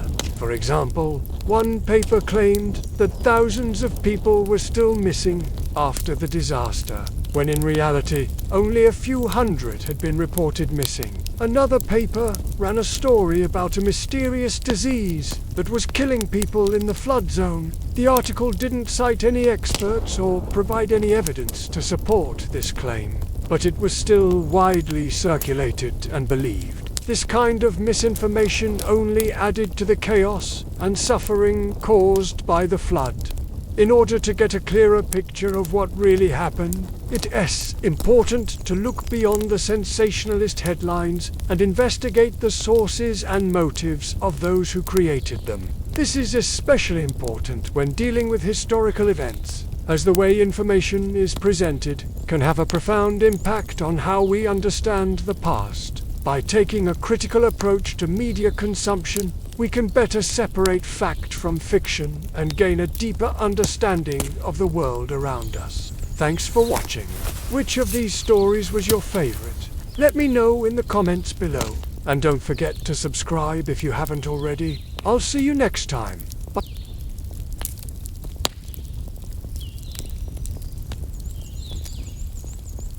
The Trial of the Century is an investigative documentary series from a production company. The series follows the decade-long legal battle between a woman known only as Joanne and the United States. International University Association, or USIA, the U.S. International University Association was founded in 2001 by the family of a former CIA officer who was killed in an unsolved murder in Langley, Virginia in 1978. Today, the organization manages more than $4 billion in assets and has offices all around the world.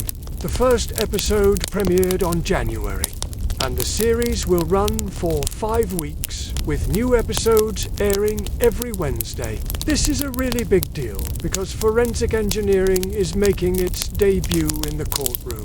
Now, that's not to say that forensic engineering hasn't been used in court cases before. It has, but usually it's done behind the scenes. This case is different. It is the first time ever that a forensic engineer will be called to the stand as an expert witness, and we'll get to see what that looks like on national television. So let's get up to speed on where this all started. In June of 2011, a federal judge ruled that the CIA had violated the privacy rights of 2 former employees, one of whom was Joanne, the plaintiff in our story. When she worked at the CIA, her job was to decode messages from Soviet spies. She did such a good job that she was recruited for a top-secret project called the Venona Project. Basically, her job was to help intercept and decode Soviet communications. As part of the project, she worked with the FBI, the NSA, and the Army Security Agency, often working with military intelligence officers. After a few years, she left the CIA in 1966 and took a job at the National Security Agency, where she continued doing encryption and decryption work. Eventually, she retired from there too and tried to move on with her life. But in the early 1990s, the government began releasing documents that revealed state secrets about spying activities. Some of those documents named Joanne as being involved in the Venona project. She kept getting calls from people asking if the reports were true.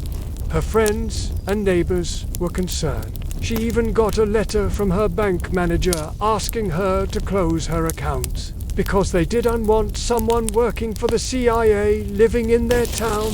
In 1995, she filed a lawsuit against the government for disclosing classified information about her.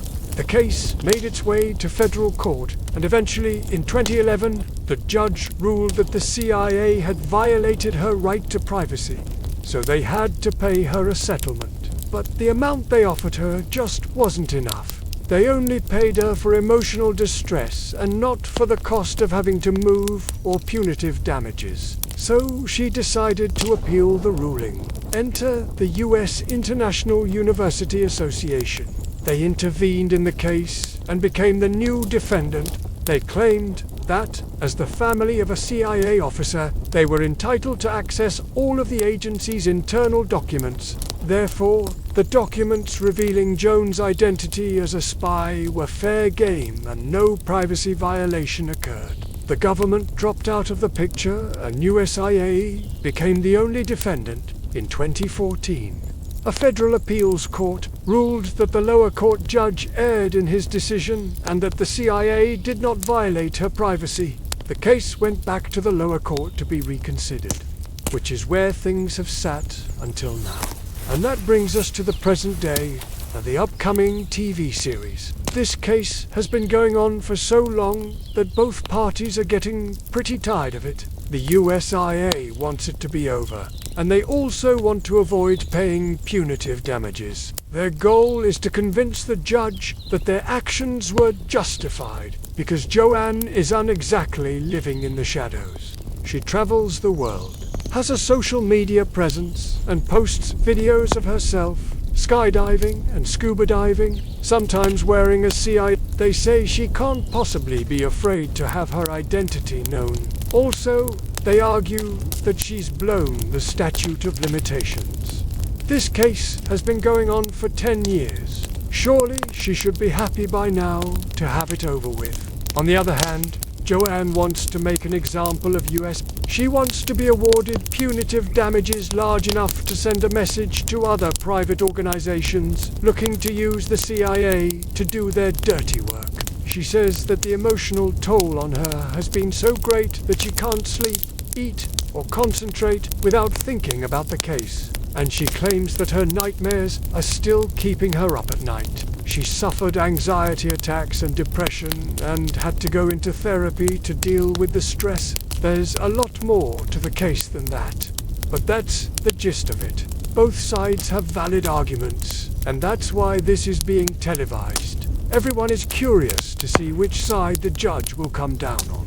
Now, how does forensic engineering factor into all of this? Well, if you recall, USIA's argument is that their actions were justified because Joanne isn't living in the shadows. She travels quite a bit. Well, travel isn't possible without using airplanes, so our forensic engineer will be asked to testify on the general design of airplane cockpits and whether or not it would be reasonable for Joanne to fear for her safety if her identity was known by fellow passengers. The second question is whether or not the cockpit is a place where she could expect a reasonable amount of privacy. After all, it's not her home, nor is it somewhere she works. And finally, the engineer will be asked to look at photos of Joanne's house to determine whether or not the windows are designed to provide her with any privacy.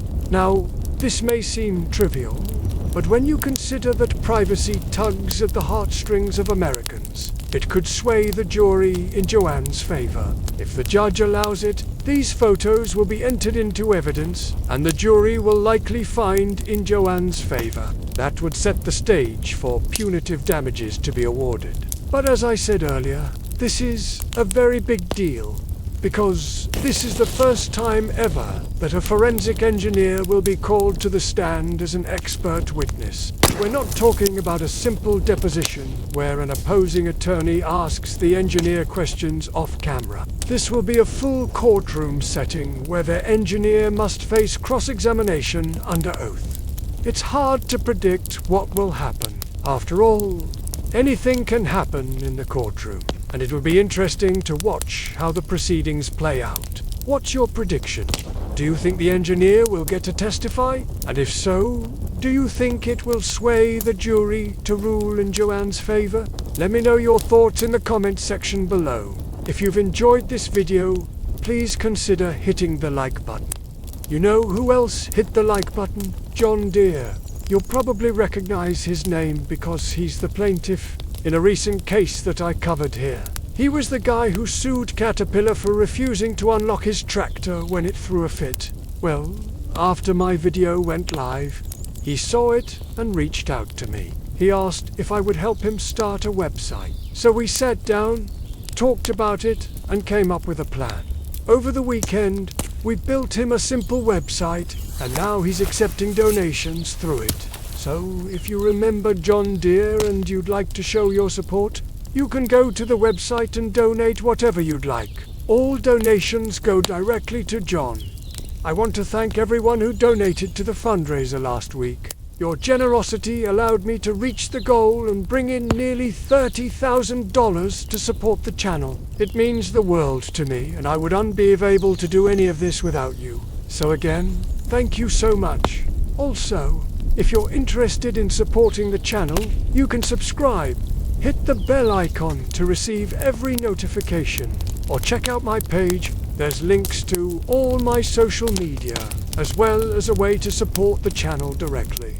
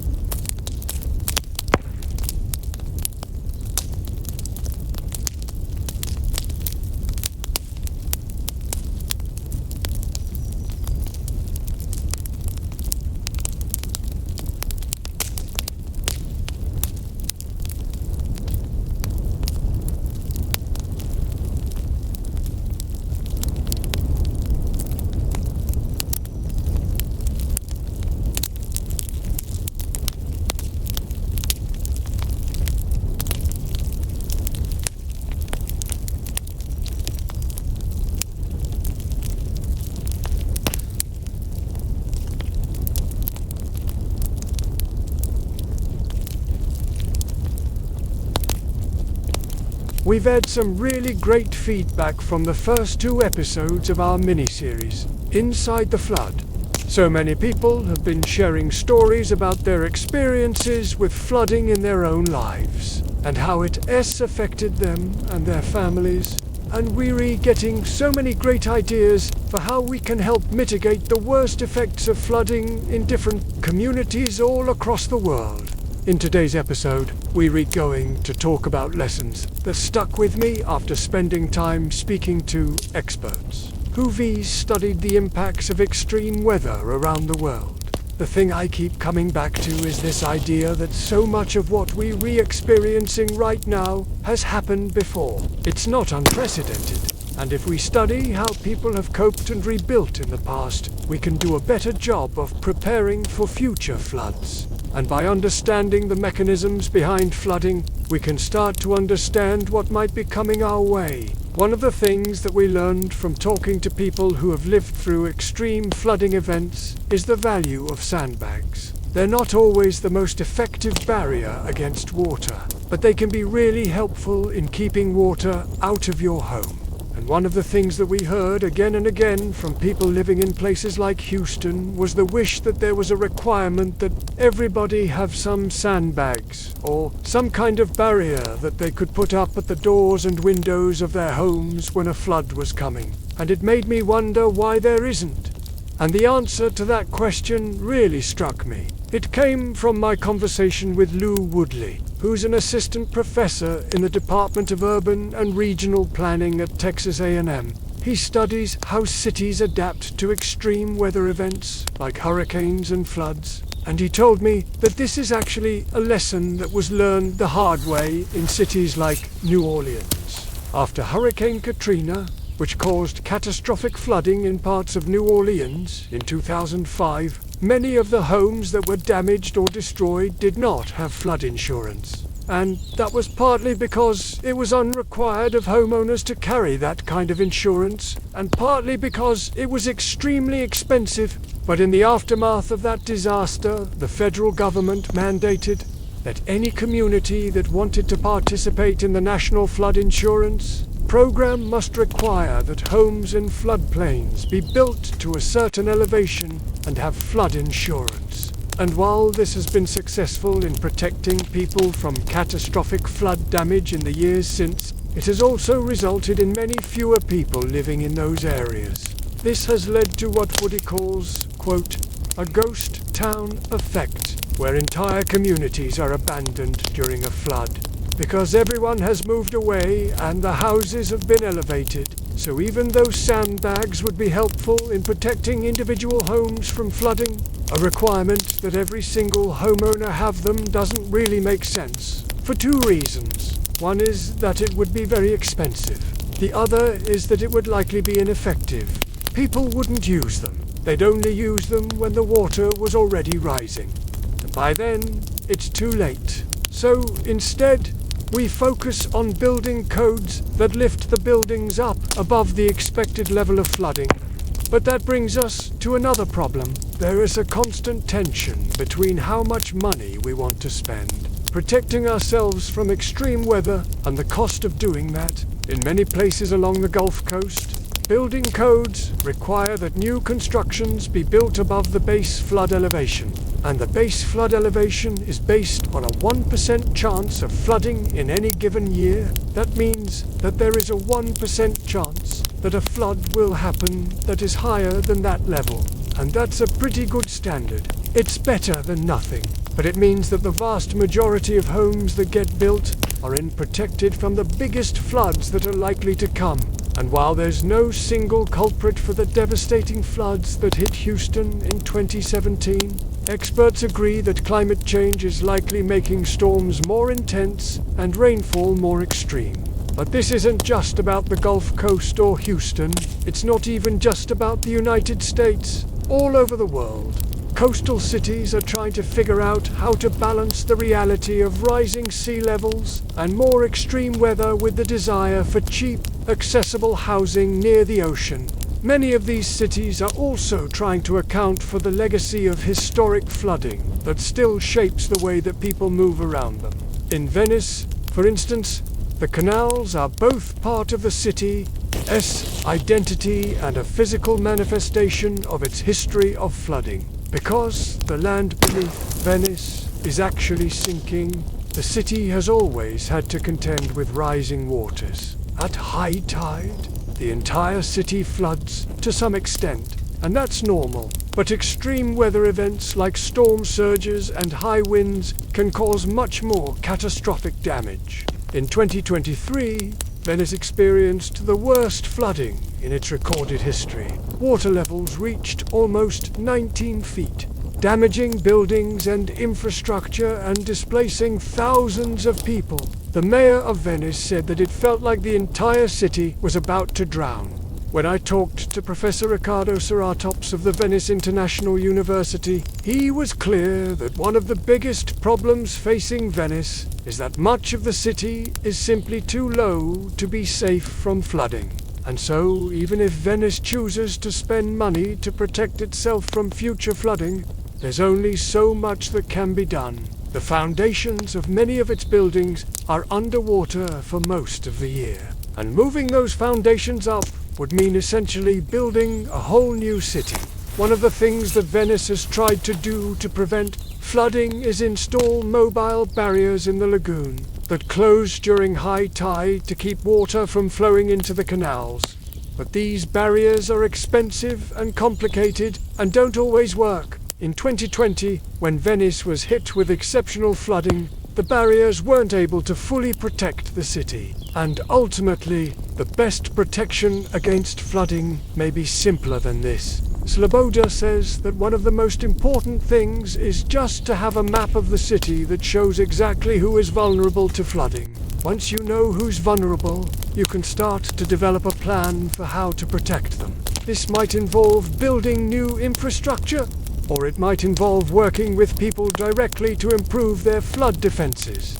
Maybe by helping them build berms around their property or encouraging them to move valuables upstairs. But first, you need to know who needs help and how much help they need.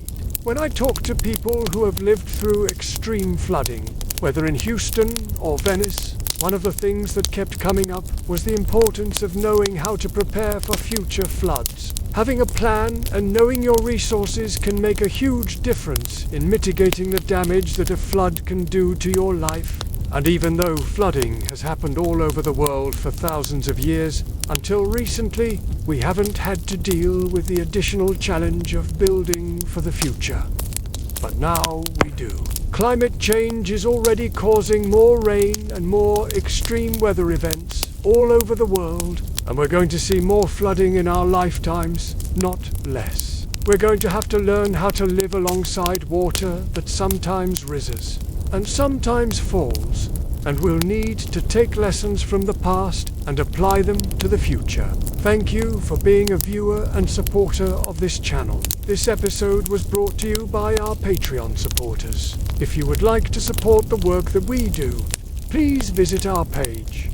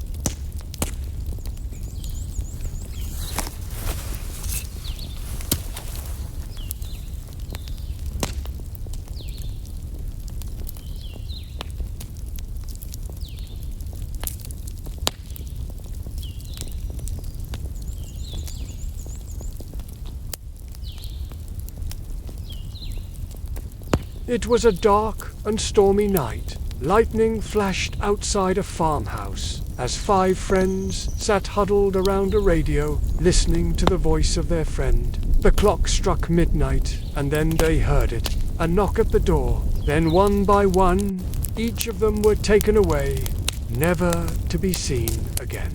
If you've never heard this story before, you might be wondering, what the heck is wrong with me? Why am I telling you about some weird, creepy pasta I made up? But if you grew up in the late 90s and early 2000s, then you probably know exactly what I'm talking about. This spooky story is part of a horror game called Bloody Mary, which was popularized through a series of urban legends that circulated among children, and while its origins may be unclear, its legacy in lore is incredibly clear. Bloody Mary has become one of the most iconic examples of an urban legend. That means a story that's shared and reshared from person to person, constantly changing as it goes. And it seems like these stories about Mary and her vengeful spirit have been around since the 70s, if not longer. What started as a way for kids to scare each other into submission evolved into a multimedia franchise, including 3 direct-to-video movies, a board game, an anthology book series, and even a Miss Mary figure that looks like she just crawled out of your screen. But why do we love a story so much that it inspires us to make money off of it? It's something called legacy in lore.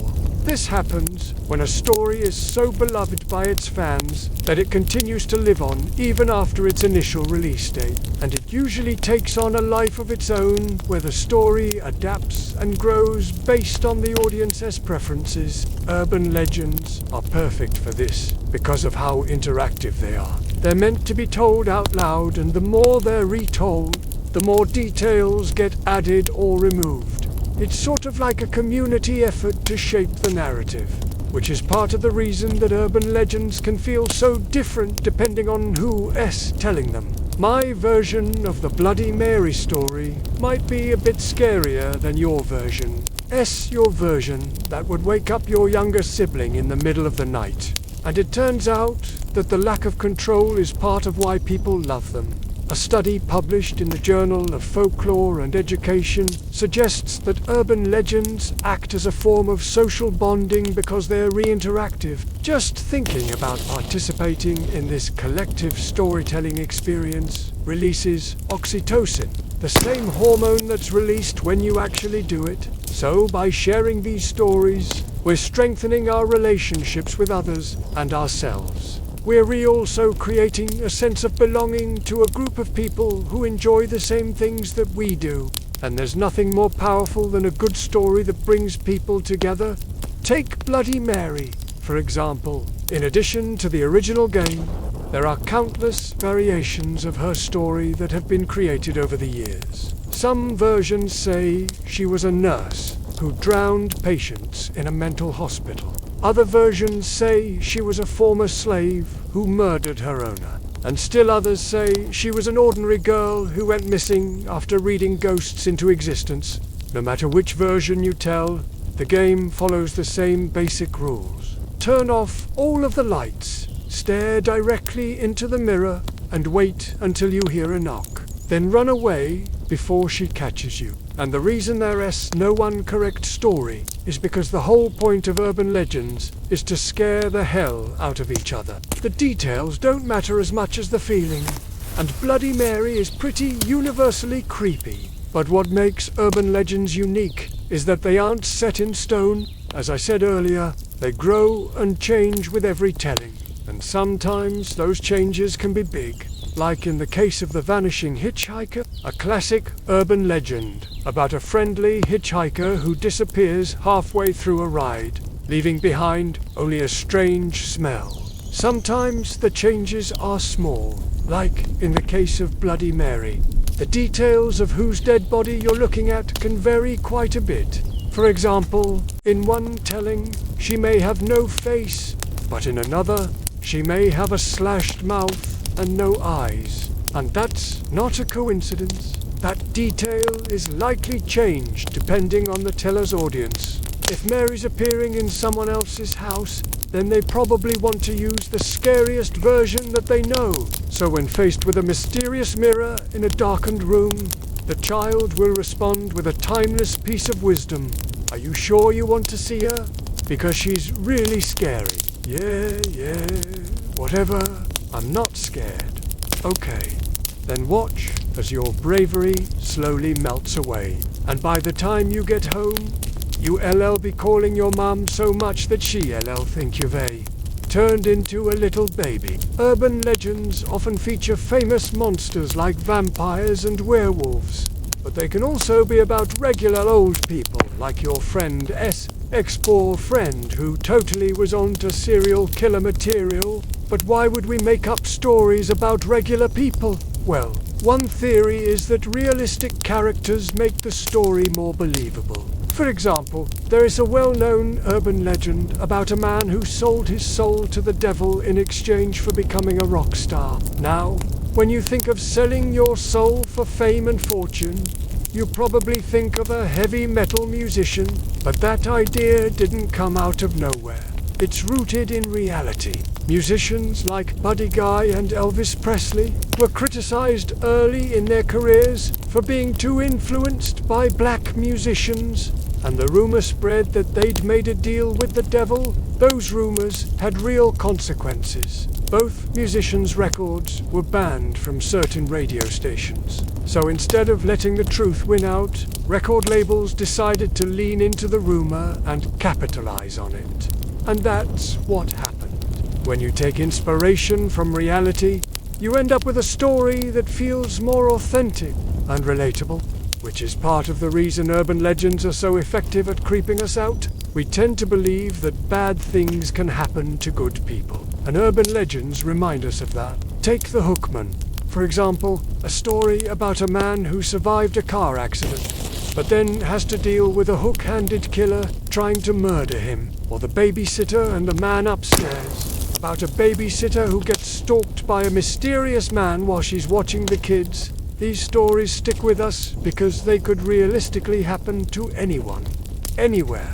And when you think about it like that, it's hard not to get paranoid. One study published in the Western Journal of Communication found that the effectiveness of a scary story depends on how realistic it feels. And I don't mean in terms of special effects or CGI. I mean in terms of the characters, motivations, and settings. If these elements feel authentic, then we're more likely to believe that the story could happen to us.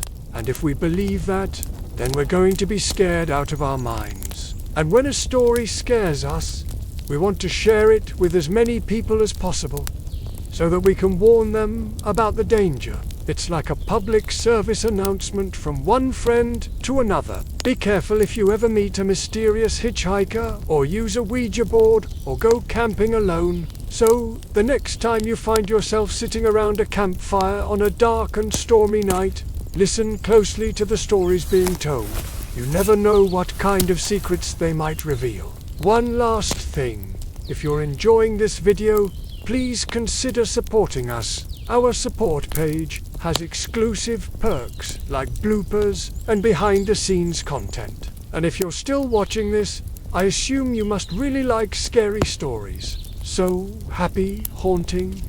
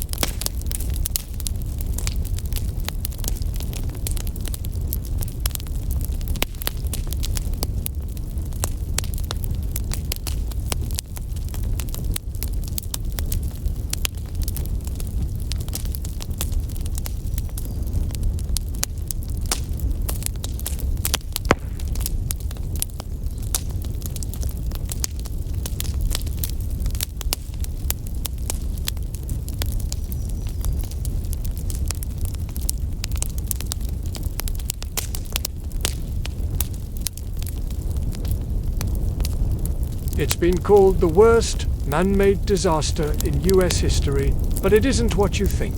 It is not the sinking of the Titan, or the collapse of the World Trade Center, or even the Deepwater Horizon oil spill. This tragedy is much older than all those disasters. In fact, it happened 100 years ago. It also has a somewhat unusual cause: molasses. On January 15th, 1919, over 2 million gallons of molasses flooded through the North End neighborhood of Boston, killing 21 people. It was so unexpectedly catastrophic that we didn't even know what had caused it until several days later. Today, we remember the Boston molasses flood as a bizarre footnote in American history. It's a story with all the ingredients you need for a dark comedy. Incompetent bureaucrats, greedy corporations, human folly and death on a massive scale. The North End is one of Boston's oldest neighborhoods. It was here that immigrants from Italy and Ireland settled in the late 19th century. At the turn of the 20th century, this part of town was a tight-knit community with narrow streets and rows of 3-story brick buildings. Life was peaceful until one day in early 1919, when residents started hearing a strange sound. Something was thumping against the walls of their homes, like a heartbeat deep under the ground. They assumed it was just another shipment of building materials being moved by the construction crews working on the nearby elevated subway line. For the next few weeks, the noise kept coming back, shaking the houses and making the dishes rattle, but the source remained a mystery. Then on January, residents awoke to find a massive crater filled with sticky brown sludge bubbling up near the corner of Commercial Street and Lewis Wharf. The smell was sweet, like caramel or burnt sugar. No one knew what the mysterious goo was, but they were pretty sure it wasn't dangerous. People strolled right into the middle of the mess to take a look. Some climbed on top of the mound to get a better view of the nearby subway construction. Others waded into the thick syrup to help themselves to free samples, and others still used ladles to scoop the mysterious substance into buckets, thinking they'd found a new kind of Boston cream pie filling. Meanwhile, city officials were completely baffled. Mayor Andrew Peters himself stopped by to inspect the crater. He dipped his finger into the goo and licked it clean. According to legend, he declared, "If anyone can tell me what this stuff is, I'll make him a member of my staff." No one came forward with an answer, so the mayor kept searching for a solution. He asked the police commissioner to clear the area and the fire chief to set the goo on fire. When that failed, he brought in a team of chemists to figure out what the substance actually was. But by then, it was too late. In the meantime, some kid wandered by, took one look at the giant pile of candy-scented molasses, and did what any normal kid would do. He took a big bite. The sticky syrup stuck to his mouth, and he started screaming. Soon, more and more kids were taking bites out of the sludge, screaming, spitting, running around the street with sticky brown foam dripping down their chins. The adults watched in horror as the children began collapsing to the ground, foaming at the mouth. The first victim was an 80-year-old girl named Helen Viola. She was rushed to the hospital where she died of molasses poisoning a few hours later. As word spread about the deadly goo, people began to panic. They emptied out of the North End and poured into the streets. But there was nowhere to go. The molasses had already spilled out of the pit and was oozing through the neighborhood like a giant caramel wave. There was no warning. The wave of molasses swept through the narrow streets, smashing windows, crushing buildings, flipping over horse-drawn carriages and flinging them through the air. It was a tsunami of thick, dark liquid. Victims were trapped under a sticky brown wave and drowned in a sea of molasses. Others were scalded by hot syrup that splashed onto their skin. Those who weren't killed outright were pinned to the pavement by the wave and couldn't move. They screamed for help as the molasses slowly drained out of sight down the sewer drains. In total, the wave of molasses flowed for more than half a mile before it finally came to a stop. It took 30 minutes to travel the length of Commercial Street and another hour to reach the Charles River.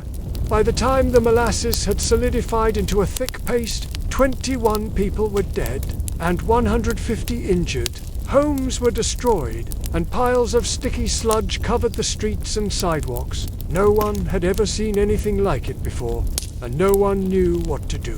4 days after the flood, Boston officials struggled to come up with a plan to remove the molasses. They tried using shovels and brooms, but the sludge was thick and pasty and stuck to everything. Then they brought in steam shovels to clear the streets, but those just ended up carving giant grooves into the sludge without actually moving it anywhere. The stench of rotting molasses hung over the city as Boston officials grew increasingly desperate. Finally, they turned to Harvard University for help. A team of scientists experimented with pouring gasoline onto the molasses to try to dissolve it, but that just created a huge molasses-gasoline mixture that smelled like rotten eggs. Eventually, they hit upon the idea of pumping the molasses back into tanks using giant industrial After 2 weeks, every drop of molasses had been sucked up and brought back to the original storage tank. By February, the people of Boston thought they were finally in the clear, but then the most amazing thing happened. More molasses started bubbling out of the ground.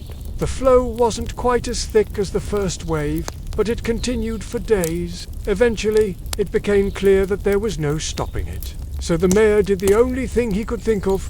He sent a telegram to the owners of the tank where the molasses had come from and told them to fix the problem. The owners, United Molasses Company, responded by sending a man to personally deliver a bottle of antifreeze to the mayor. Yeah, you heard that right. Their idea of a solution was to ship more molasses. Apparently, they were hoping the second wave would be less damaging than the first. Luckily for everyone involved, that plan never came to fruition. The molasses eventually stopped seeping out on its own. In the aftermath of the disaster, Boston officials were desperate to find someone to blame. They pressured the United Molasses Company to take responsibility, but the company refused, claiming they were not negligent in any way. Instead, they blamed the city for failing to support their expansion plans. Now, almost no one remembers this tragedy today, but at the time, it was front-page news around the world. Newspapers in every major city ran stories about the molasses flood, many of them repeating the initial myth that the wave was caused by a broken valve on the molasses tank. But a few months later, a team of engineers finally discovered the truth. The molasses had leaked out of a small crack in the side of the tank that was probably caused by the construction work on the subway line, but no one knew that at the time, and no one knows for sure why the tank had cracked. But if we're going to play armchair engineer here, it was probably because the tank was full of molasses in the first place. You see, molasses is a byproduct of the sugar refining process. It's made when raw sugar crystals are separated from sugarcane juice. What's left behind is a thick, syrupy liquid that's about 75% water, 25% sugar, and a whole lot of other stuff. Molasses is sweet and viscous and sticks to everything it comes into contact with, so storing it in wooden tanks is not a great idea. Over time, the wood absorbs some of the sugar and becomes brittle. Eventually, it cracks, which is exactly what happened to the molasses tank in 1919. The cracks started small but grew larger with time.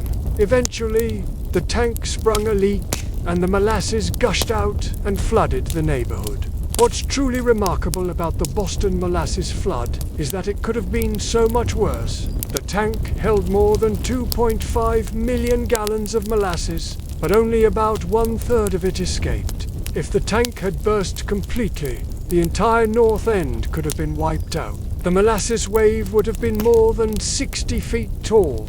That's taller than a two-story building. It would have rolled through the streets at 40 miles per hour and traveled over a mile from the source of the leak. So, consider yourself lucky. Boston, you narrowly avoided a much worse disaster.